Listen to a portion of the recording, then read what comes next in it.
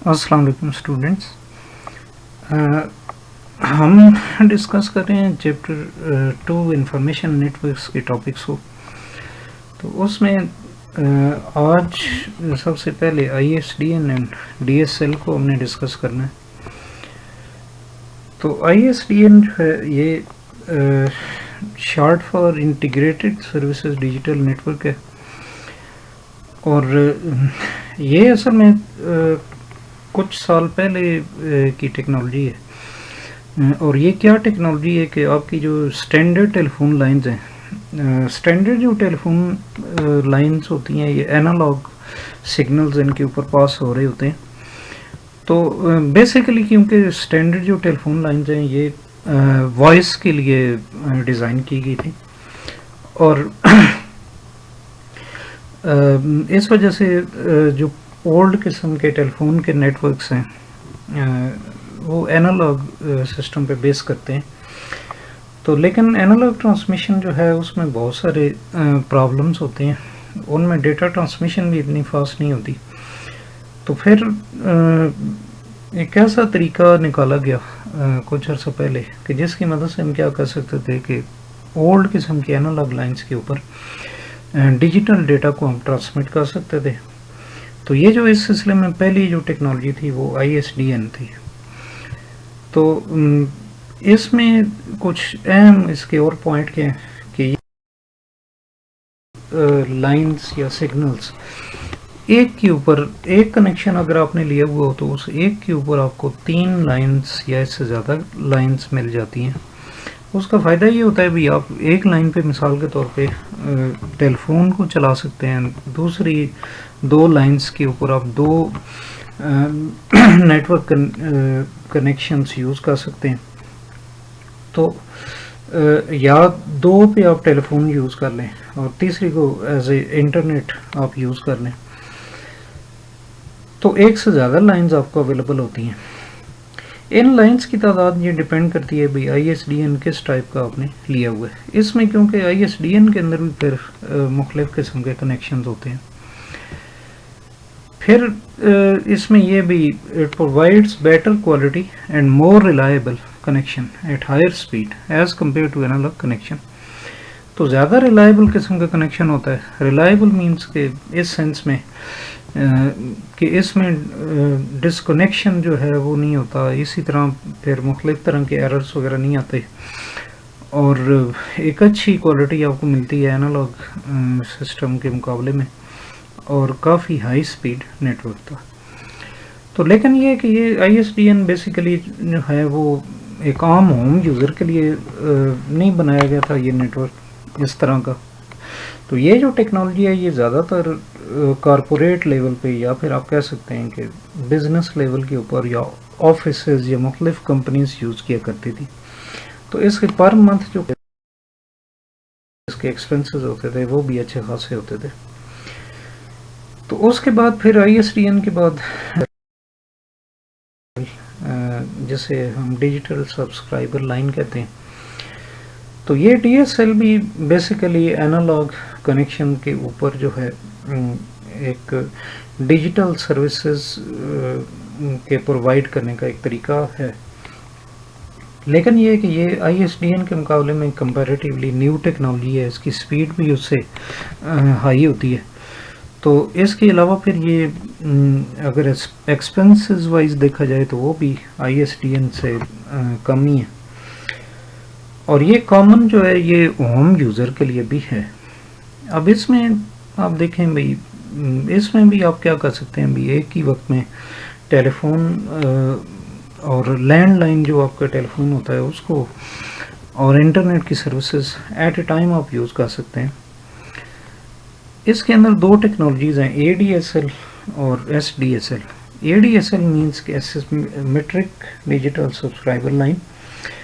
तो ये इस किस्म का DSL है कि जिसमें आप को डाउनलोडिंग रेट ज़्यादा दिया जाता है, जिसको डाउन स्ट्रीम रेट भी कहते हैं, और अपलोडिंग रेट जो है वो इसमें कम होता है। तो क्योंकि आम यूज़र जो है वो उसको ज़्यादातर डाउनलोडिंग की स्पीड ही उसको चाहिए होती है, तो इस वजह से ज़्यादातर जो है वो जो सर्विस प्रोवाइडर हैं वो ADSL का ही कनेक्शन देते हैं। SDSL जो है इसमें क्या होता है भी, आपकी अपलोडिंग और डाउनलोडिंग की स्पीड सेम होती है, तो एक अच्छी क्वालिटी का कनेक्शन है SDSL। लेकिन ये है कि इसकी कॉस्ट अगर देखा जाए, एक्सपेंसेस की बात की जाए तो वो ज़्यादा है as compare to ADSL। Then हम देखते हैं types of networks with respect to area covered. मतलब ये कि नेटवर्क की टाइप्स की हम बात करेंगे कि, और ये विद रिस्पेक्ट टू एरिया के लिहाज से कि मुख्तलिफ टाइप हम इस लिहाज से देखेंगे कि कोई एक नेटवर्क ऐसा होगा कि जो कम एरिया में उसको इस्टेब्लिश किया जा सकता है, बनाया जा सकता है। फिर एक और नेटवर्क होगा जिसे पूरे सिटी में आप कर सकते हैं। इसी तरह फिर एक और नेटवर्क होगा जिसको through out the country, even के आप पूरे मुल्क के अंदर भी कर सकते हैं, इवन के पूरी दुनिया में। तो with respect to geographical area ये टाइप्स हैं। तो इसमें देखें सबसे पहले है लोकल एरिया नेटवर्क LAN। तो एक ऐसा network of personal computers with in A restricted area, for example in an office building और ग्रुप ऑफ बिल्डिंग। एक लिमिटेड एरिया पे किसी एक ऑफिस के अंदर या किसी एक कंप्यूटर लैब के अंदर या किसी एक बिल्डिंग के अंदर या 2-3 बिल्डिंग्स जो साथ साथ हों बिल्कुल, तो उनमें जो नेटवर्क होता है उसको आप क्या कहते हैं, लोकल एरिया नेटवर्क। तो लोकल एरिया नेटवर्क को आप कनेक्ट करने के लिए आमतौर पे केबल यूज़ करते हैं, जैसे कि ट्विस्टेड पेयर है, UTP भी जैसे कहते हैं। और इसके अलावा ये है कि आप वायरलेस तरीके से भी LAN को एस्टेब्लिश कर सकते हैं। लेकिन इन ऑल केसेस, चाहे ये केबल किस्म को यूज़ करते हुए आप नेटवर्क बनाएं या वायर्ड नेटवर्क बनाएं, चाहे आप एक वायरलेस नेटवर्क बनाएं, तो ये एक लिमिटेड एरिया के अंदर ही होगा।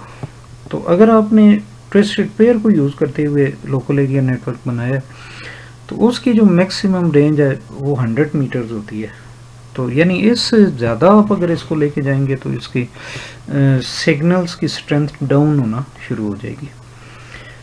तो कोई एक सेगमेंट, मिसाल के तौर पे एक कोई कंप्यूटर जो है जो दूसरे सिस्टम से या सेंट्रल किसी डिवाइस से हब वगैरह से कनेक्टेड होता है, तो उसका उस हब से या स्विच से लेकर उस कंप्यूटर तक का जो डिस्टेंस है वो ज़्यादा से ज़्यादा 100 मीटर हो सकता है। इसके बेनिफिट्स क्या क्या हैं? तो बेनिफिट्स में आप देखेंगे हर कंप्यूटर जो है वो दूसरे कंप्यूटर के रिसोर्सेज को यूज़ कर सकता है। मीन्स के दूसरे कंप्यूटर की हार्ड डिस्क के अंदर किसी फोल्डर को अगर शेयर कर दिया जाए तो वो कोई दूसरा सिस्टम यूज़ कर सकता है।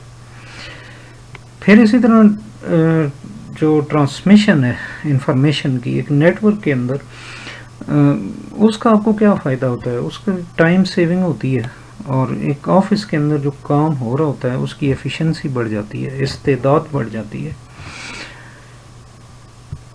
तो यानी जो काम पहले ज़्यादा देर में होना था वो अब कम वक्त में होगा, क्योंकि बजाय वो किसी USB वगैरह पे कोई इंफॉर्मेशन आप पहले एक जगह से कॉपी करें और फिर दूसरी जगह लेके जाएं, इसकी बजाय डायरेक्ट, क्योंकि सिस्टम्स कनेक्टेड हैं आपस में, तो डायरेक्ट इंफॉर्मेशन एक्सचेंज हो सकती है। फिर printers and other devices can be shared through out the network cutting down the overall cost. आप ये कर सकते हैं भी एक लोकल एरिया नेटवर्क के अंदर डिवाइसेस हैं, जैसे यहाँ दिखाई भी जा रही हैं, प्रिंटर है, इसके अलावा स्कैनर्स वगैरह हैं, तो इनको आप शेयर भी कर, हर सिस्टम के साथ ये डिवाइसेस लगाने की ज़रूरत नहीं होती। इस वजह से ओवरऑल एक्सपेंसेस आपके कम हो जाते हैं। फिर डेटा ट्रांसमिशन स्पीड आमतौर पे जो लोकल एरिया नेटवर्क है उसके अंदर काफ़ी हाई होती है। आजकल जो है वो लोकल एरिया नेटवर्क के अंदर गीगाबिट नेट टेक्नोलॉजी को यूज़ किया जा रहा है।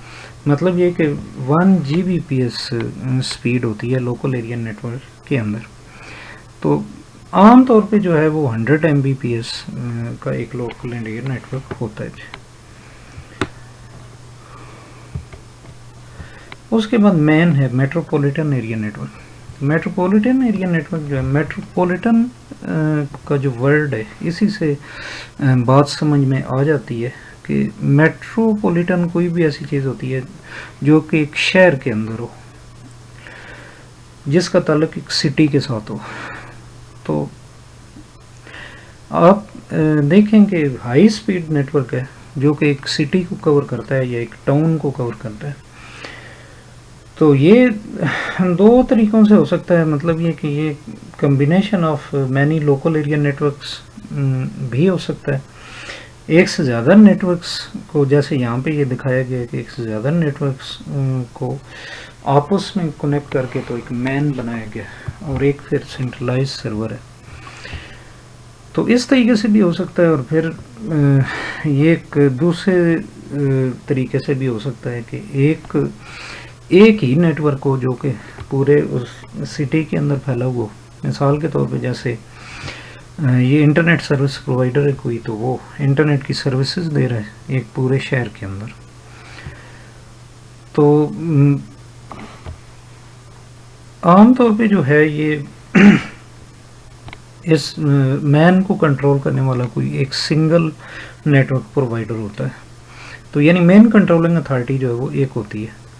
तो अब इसकी जो एग्जांपल्स हैं वो आप ले सकते हैं कि जैसे अब केबल टीवी की सर्विसेज होती हैं, और बाज़ लोग जो हैं, बाज़ इदारे वो केबल टीवी के साथ साथ नेट की सर्विसेज भी दे रहे होते हैं, लेकिन एक शहर के अंदर या एक कस्बे के अंदर। इसी तरह लोकल आईएसपी हो सकते हैं जैसे वाई ट्राइब वगैरह, तो जो आपको लोकल लेवल पे एक शहर के अंदर सर्विसेज दे रहे हैं इंटरनेट की। नंबर 3 है वाइड एरिया नेटवर्क। तो वाइड एरिया नेटवर्क जो है ये एक ऐसा बड़ा नेटवर्क हो सकता है कंप्यूटर्स का कि जो एक शहर से दूसरे शहर और पूरे कंट्री में या इवन के थ्रू ऑफ द वर्ल्ड भी हो सकता है। तो इसमें भी आप कह सकते हैं भी बहुत सारे लैंस या मैन्स को आपस में मिला दिया जाता है, और एक शहर से दूसरे शहर में, एक मुल्क से दूसरे मुल्क में, और इवन की पूरी दुनिया में हो सकता है। और इन वैन के अंदर कनेक्टिविटी के लिए जो सिस्टम्स यूज़ किए जाते हैं, यानी वैन के अंदर मुख्तलिफ सिस्टम्स को आपस में कनेक्ट कैसे हम करते हैं, वो एक तरीका तो ये है कि पब्लिक टेलीफोन नेटवर्क, जैसे टेलीफोन का नेटवर्क है ऑलरेडी मुख्तलिफ शहरों में दुनिया के अंदर, उसको यूज़ करके तो वैन बना लिया जाए, या फिर ये कि सेपरेट माइक्रोवेव सिस्टम को यूज़ किया जाए, जैसे ये मोबाइल कंपनीज का होता है जिस तरह। तो इसी तरह फिर सैटेलाइट को भी यूज़ किया जा सकता है। आमतौर पे एक से ज़्यादा लैंस का कम्बिनेशन होता है या मैन्स का, और लैन भी ऐसे कि जो पूरी दुनिया में फैले हुए। तो इसके अलावा ये है कि वैन जो है वो किसी एक ऑर्गेनाइजेशन का नेटवर्क, किसी एक इदारे का हो सकता है, और पब्लिक को भी उसका एक्सेस। तो इसकी मिसालों में आप देखें भाई, किसी बैंक का नेटवर्क हो सकता है जो पूरी दुनिया के अंदर या पूरे मुल्क के अंदर फैला हुआ, या किसी एयरलाइन का नेटवर्क हो सकता है। अब इन तीनों किस्म के नेटवर्क के अंदर डिफरेंसेस क्या हैं, तो ये एक टेबल के थ्रू शो किया जा रहा है यहाँ पे। तो इसमें पहले क्राइटेरिया का कॉलम है। क्राइटेरिया मींस के किन कंडीशंस के लिहाज से, किन बातों के लिहाज से हम डिफरेंसेस देख रहे हैं। दूसरा कॉलम है लैन, और उसके बाद वैन। लैन में सबसे पहले टाइप्स ऑफ, इधर आप देखें भाई, टाइप्स ऑफ नेटवर्क के लिहाज से देखा जाए तो लैन के अंदर पर देखें तो ईथरनेट और टोकन रिंग और FDDI जो प्रोटोकॉल्स हैं वो यूज़ हो रही होती हैं, ये टेक्नोलॉजीज़ यूज़ हो रही होती हैं। तो FDDI fibre distributed digital interface का एब्रीवेशन है जिसमें फाइबर केबल्स को यूज़ किया जाता है।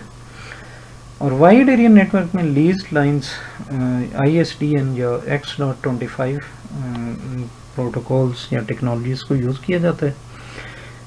तो लीज लाइन मतलब एक ख़ास किस्म की लाइन होती है जो किसी नेटवर्क प्रोवाइडर से आप लेते हैं। तो एक हाई एफिशिएंसी लाइन होती है जिसकी पेमेंट और कॉस्ट भी ज़्यादा होती है। अब क्राइटेरिया में सेकंड आप देखें कि ऑब्जेक्टिव क्या होता है, लैन का क्या मकसद होता है इसके बनाने का। तो connect computers placed at one location, किसी एक लोकेशन पे, एक ऑफिस में, लैब में, किसी एक बिल्डिंग वगैरह में आपने नेटवर्क बनाना हो तो लैन को यूज़ करते हैं। और वैन जो है to connect computers anywhere in the world, पूरी दुनिया में कहीं भी आप कनेक्ट कर सकते हैं। स्पीड आमतौर पे लैन की जो होती है वो यहाँ पे 10 to 1000 Mbps लिखा हुआ है, लेकिन ये सही जो होना चाहिए ये 10 to 1024 Mbps होना चाहिए।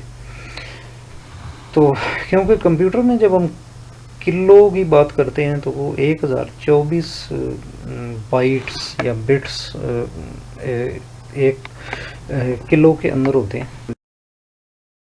24 होना चाहिए Mbps। और मोस्टली जो है ये 10 Mbps, लेकिन मोस्टली आमतौर पे जो कॉमन नेटवर्क है लैन का तो वो 100 Mbps होता है।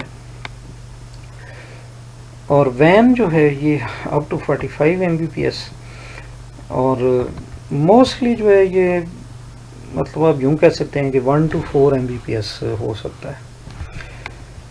इसी तरह कवरेज एरिया के लिहाज से आप देखें तो लैन जो है वो शॉर्ट डिस्टेंसेस को कवर करता है, एक महदूद एरिया के अंदर हो सकता है, कुछ बिल्डिंग्स में या एक बिल्डिंग में या एक ऑफिस या लैब के अंदर, जबकि वैन जो है वो लॉन्ग डिस्टेंसेस को कवर करता है।